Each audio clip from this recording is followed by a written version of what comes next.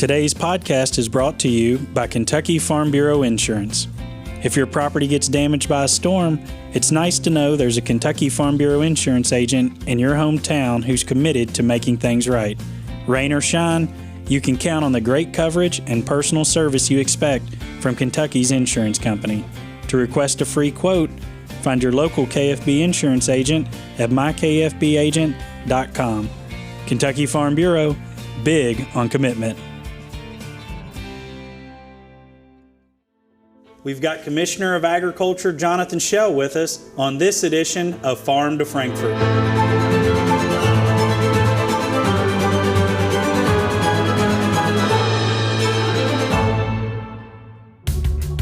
Commissioner, it's great to have you with us here. You got your first state fair under you. You spend a day or two there, don't you? Yeah, it was the best vacation I ever had, Kyle. Oh, yeah. I loved it. It was absolutely one of the best times of my life. A couple of things that I absolutely loved about it was staff. We put a lot of our staff volunteers a lot of hours to be there and to make sure ag land runs well. Some of the other exhibits that are out there, the vegetable room, tobacco room, those kind of things. And they just did an amazing job. Livestock shows, state vet's office, it all worked really well together. Everybody got along, and I feel like we had a really good state fair, and the staff and the employees at the department are one of the reasons why. Yeah, and you get to spend, I guess, pretty much 2 whole weeks there. Yep. And we did have what was some of your kind of priorities? I know you had a couple kind of new initiatives that you kind of rolled out the night before the event started, and then I think along with kind of the Sunshine Class and how you grew that were kind of 2 newer things this year that was important to you and as commissioners. Well, I'd like to say thank you to Eddie specifically and the executive team here at Farm Bureau for their involvement in the first annual Commissioners Farm to Fork Dinner. And we use that opportunity to be able to impact kids' lives and foster families across the state of Kentucky this year. And we were fortunate enough to be able to raise enough money to send about 150 families to the state fair this year. Basically expenses paid that are in the foster care system through the court-appointed special advocates. And Farm Bureau underwrote the dinner and can't thank them enough for the involvement that you all had in that. And I'm just so grateful for it, Eddie. Thank you. It was a fun night, and we were glad to participate in it. And it is good that those young people get to come to the state fair and see what agriculture is about, because you never know if some of those young people would like to get into agriculture, and just to let them see what it's about. So them and their families get to come. It was a good time that night, and we had a little bit of fun with it, you and I, as we always do. But it was a good night, and I think you had 380 guests there that night, something like that. So it was a good event, and we're glad to participate in it. Yeah, the goal that I had for that event, beyond trying to make the impact for those families and kids, was to expose a set of people that probably never get exposed to agriculture through this program, to be able to have them and their families come to the state fair. And as Mr. Beck, the CEO of Kentucky Venues, always says, it's the largest classroom in Kentucky. And so being able to go to the live animals and see those, to be able to go through ag land and all the commodity groups and have a little bit of fun along the way, was really special for those kids that were able to be there.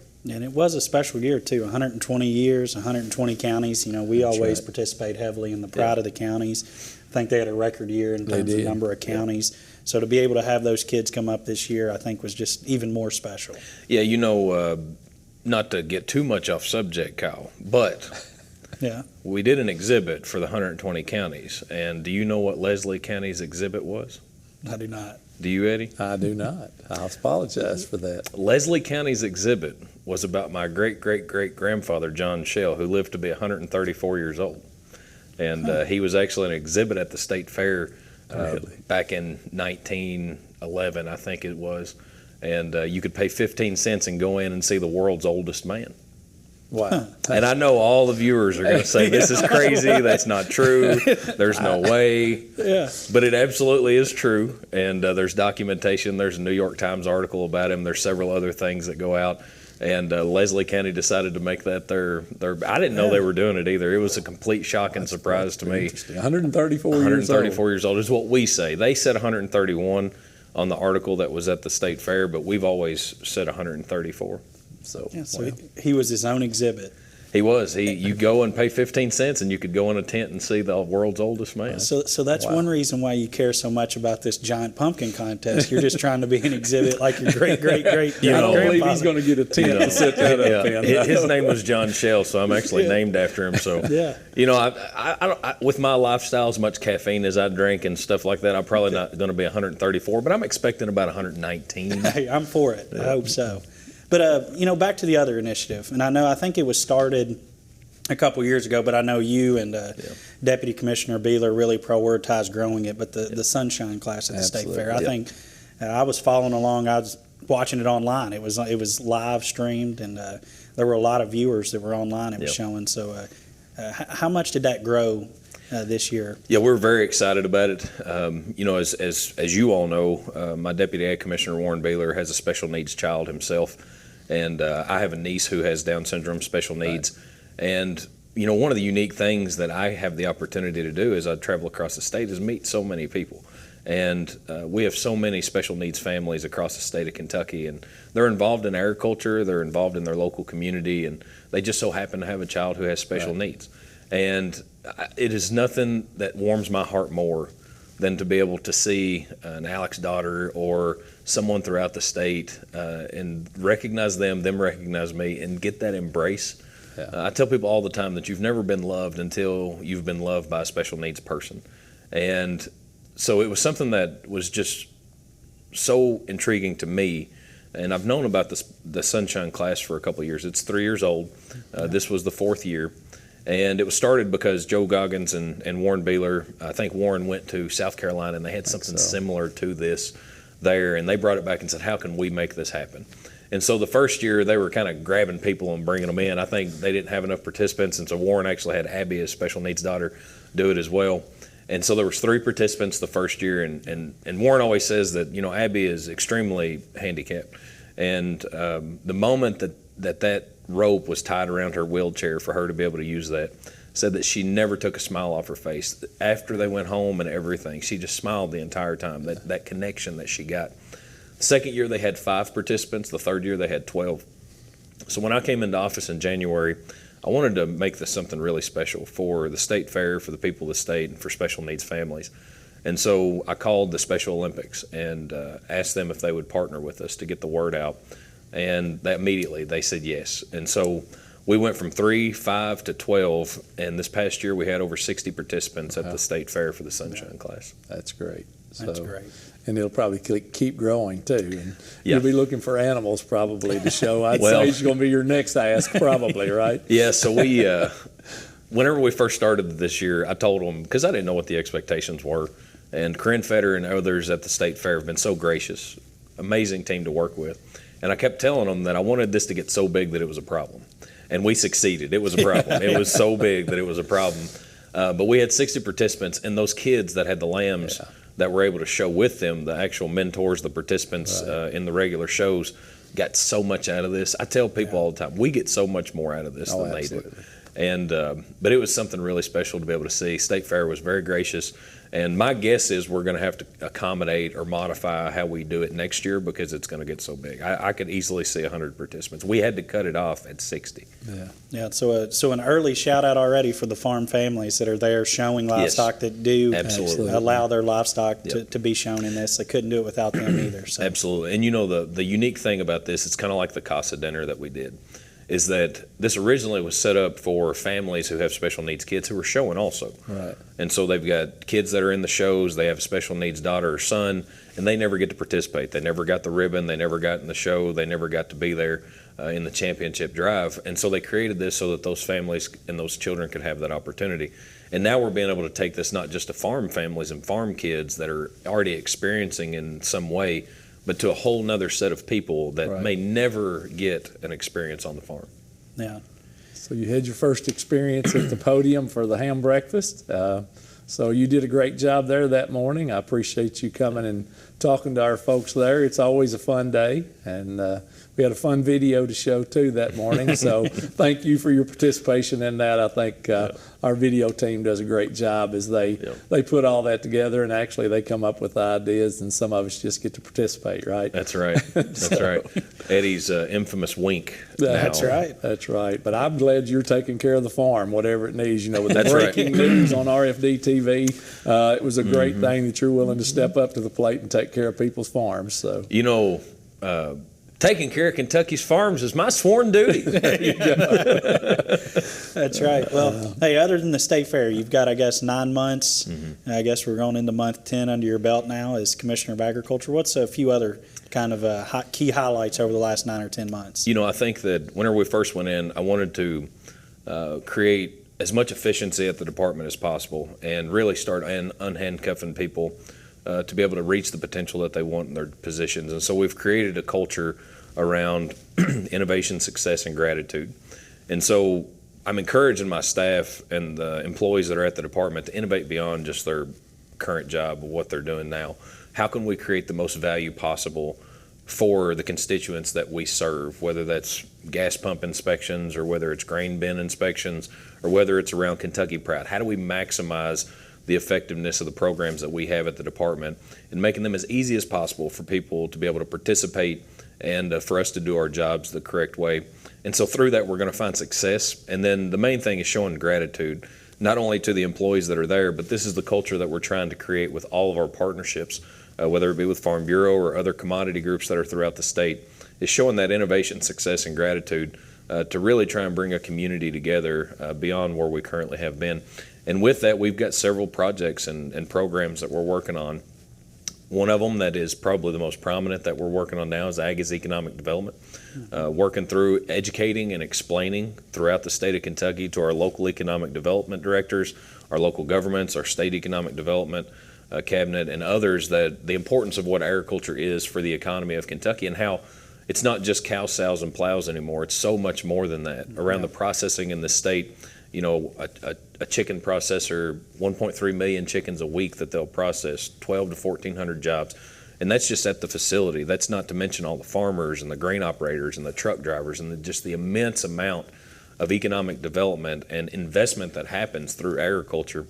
Another initiative is our Food is Medicine initiative, where we're trying to get healthy, fresh food in partnership with our hospital association into the hospital cafeterias, into their commissaries, more ready-to-eat vending options, and then also post-patient care. What does it look like to go beyond just prescription medications and surgeries around sick care to really molding into well care? How do we get people healthy on the front end with healthy, fresh food that comes from the farm locally? And that's really an economic development opportunity as well. And then one of the last ones that we're working on right now with the Lieutenant Governor's office is around ag education, especially in elementary schools. That's where we want to take our focus. We just did an interview and podcast and talked to, you know, about these things in a bigger way around how do we connect to make that farm team, so to speak, no pun intended. Yeah. You know, if you talk about having a great high school football team, you've probably got a pretty good middle school team, and you've probably got a pretty good little league operation in your county. Same thing with agriculture. If we're going to have ag advocates, if we're going to have great farmers and great marketers and great ag lawyers, we're going to have to farm that team out, and it starts with elementary education. Yeah. Or just them understanding what we do. If nothing else, if you don't gain anything out of it, starting at a younger age and showing them what we do. And I hope that we can get kids out on a farm some with this program. It's just, I guess y'all are just getting started with it, but I'm glad to see y'all taking this on, and I know Farm Bureau is going to participate with y'all, so we're excited to be able to be a part of it. But again, who knows what careers can come from it or getting them involved with it. But I think it's a great initiative to work together to educate these young people on what agriculture is and does. Absolutely. And Eddie, one of the things that the Lieutenant Governor and I have been talking about is just what you said, not just the ag careers and going beyond, you know, just farmers or whatever else we may have in agriculture from a career standpoint, but just the education part of this, of educating them on what we do on the farm. But something else that we're talking about is around nutrition, of helping educate kids throughout the state that local fresh food is nutritious and what it does for your body. And that can be an economic development opportunity because Sure as can. those kids go through, and maybe they get a better taste for bell peppers or cucumbers or local beef and chicken and pork, then they're going to be those purchasers later on in life where they're the grocery shoppers, they're the restaurant payers, to where that they're making those healthy local options, and that's going to increase our farm economy into the future. So these are investments that we're making, whether it's ag as economic development, whether it's the ag education, or whether it's food as medicine. These are investments that we're trying to make from a department standpoint with partnerships throughout the state of Kentucky to help harvest something special for the future. Yeah, and you mentioned those partnerships, and I think, Eddie, you attended the Ag is Economic Development in Moorhead. I did. I believe you've got a staffer now, an executive director. You do. Kind of in that role for Ag is Economic Development. You're going to be doing more of these. Yes. I think they're open to the public, or you're They are. encouraging farmers and agriculturalists to attend those events. You touch a little bit on kind of how to find out more if they are interested in seeing if one's come to their region. Yes, so the next one we're going to have is going to be in Owensboro. And then after that, I think we're going to London. And so we're kind of setting these up as we go, about 5 weeks to 2 months out. And it's not necessarily something that we're opening up broadly to the public. It's somewhat invitation, but it's more around ag education and advocacy for specific groups of people. The economic development directors, businesses, farmers, those that are involved. And we always send it out to our local farm bureaus. To make sure that if you're there, send it out. If we send it to you, send it out to your board of directors and see who can come.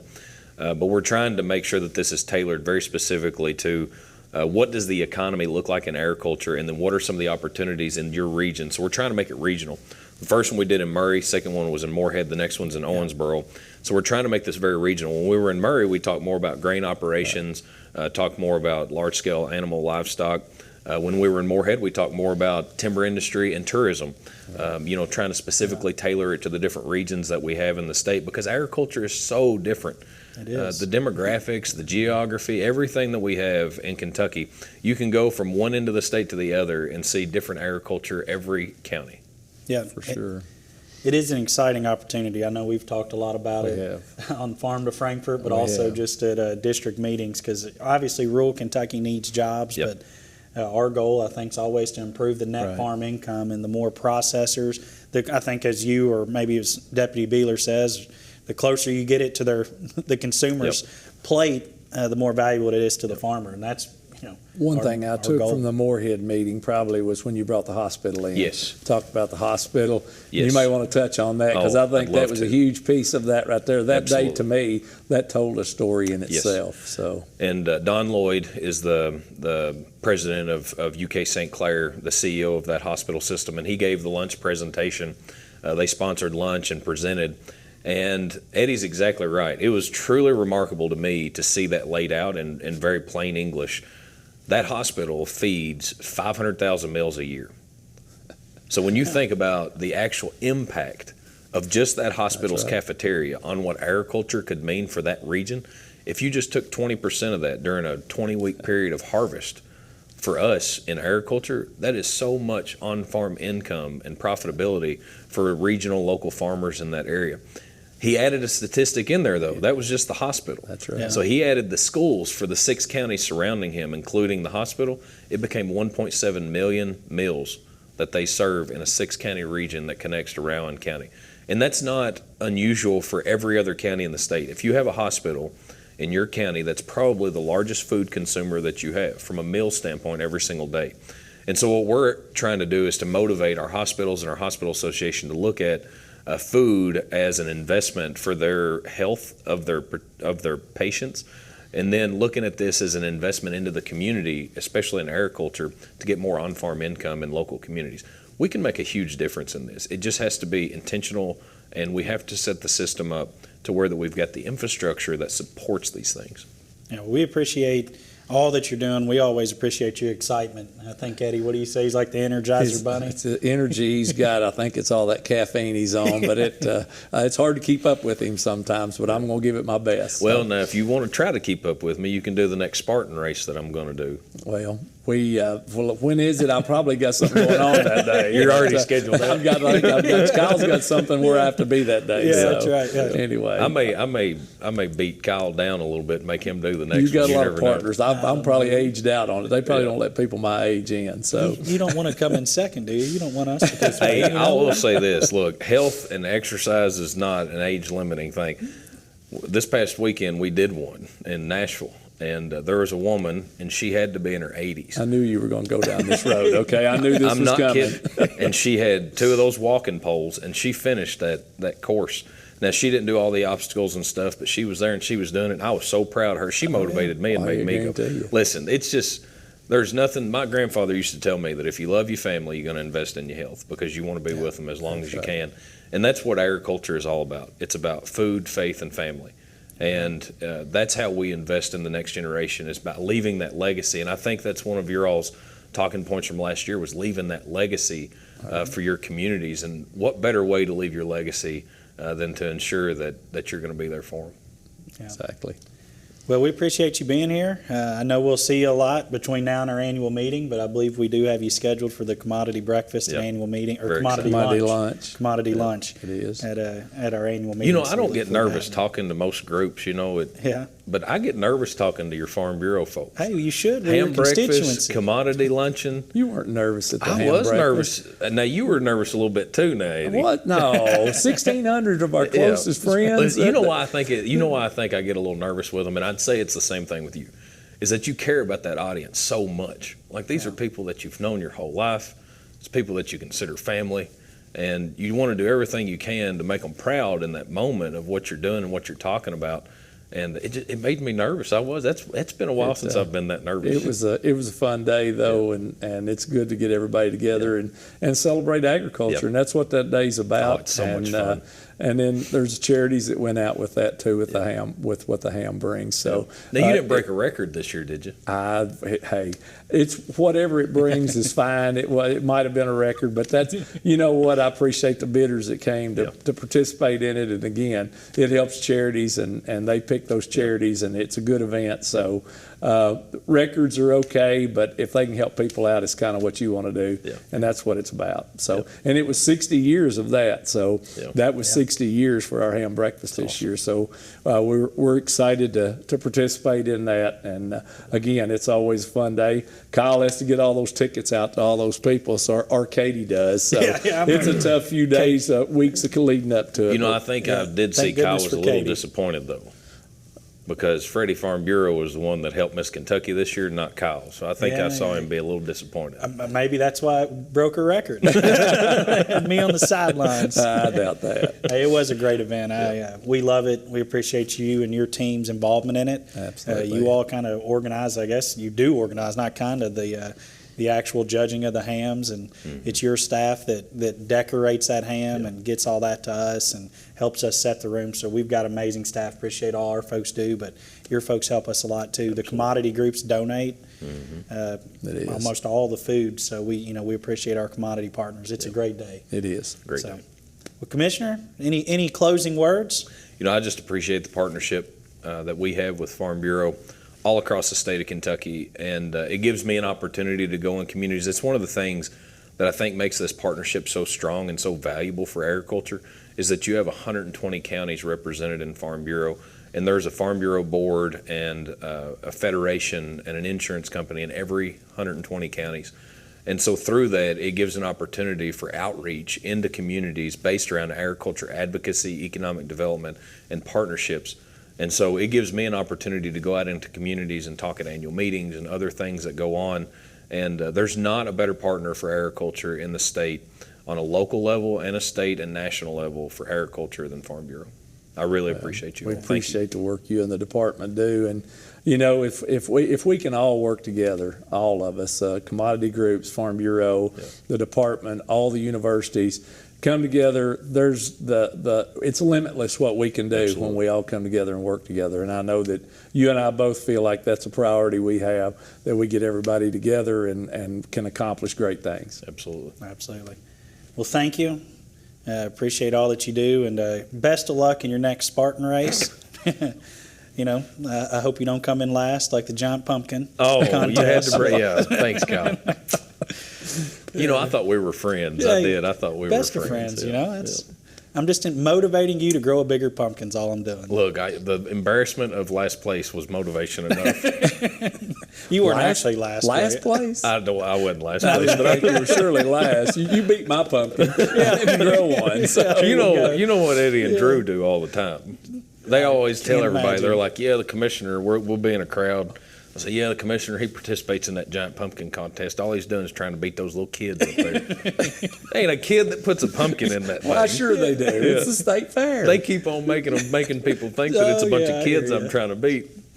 Ain't a kid in that thing. Hey, we appreciate what you do and growing the pumpkins you do grow. It is exciting to get to joke with you about that and seeing all the fair board members Absolutely. give you a hard time about it too. It's fun to watch. We're going to try that and make it. This next year, I've instructed my staff to help me remember to put out information about when to start the giant pumpkin, and I'm going to have seeds available for people to be able to get, so that we can try and increase the everybody participation. gets miniature pumpkin seeds, and you get the big pumpkin seed. Is that what this is about? When you're giving out seeds, you're telling on yourself right here. That's a good strategy. Eddie, that is Eddie, good. you and I need to talk more. That's a pretty good. Yeah. We need to.